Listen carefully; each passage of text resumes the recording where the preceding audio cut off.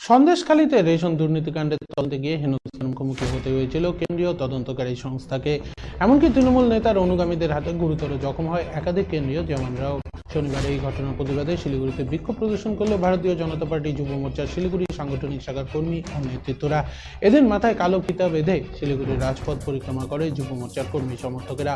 অবিলম্বে অভিযুক্ত ওই তৃণমূল নেতাকে গ্রেপ্তার করা, পাশাপাশি যারা কেন্দ্রীয় তদন্তকারী সংস্থা এবং কেন্দ্রীয় জওয়ানদের উপর আক্রমণ করেছিল তাদের বিরুদ্ধে কড়া পদক্ষেপের পাশাপাশি অবিলম্বে গ্রেপ্তারের দাবি জানানো হয় যুব মোর্চার তরফ থেকে।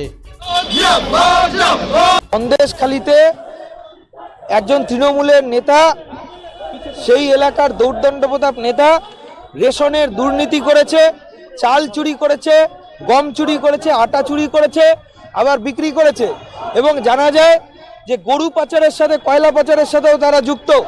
সেই জায়গায় দাঁড়িয়ে তার বাড়িতে যখন ইডির অফিসাররা কলকাতা হাইকোর্টের নির্দেশ অনুসারে যে তদন্ত করতে গেছিল, সেই তদন্ত প্রক্রিয়াকে বাধা দেওয়ার জন্য তারা বাড়ির সামনে তৃণমূলের গুন্ডা বাহিনী, রোহিঙ্গা তাদেরকে জমায়েত করে সেই ইডির অফিসারদের উপর আক্রমণ করে এবং ধিক্কার এখানে প্রতিবাদ মিছিল করছে।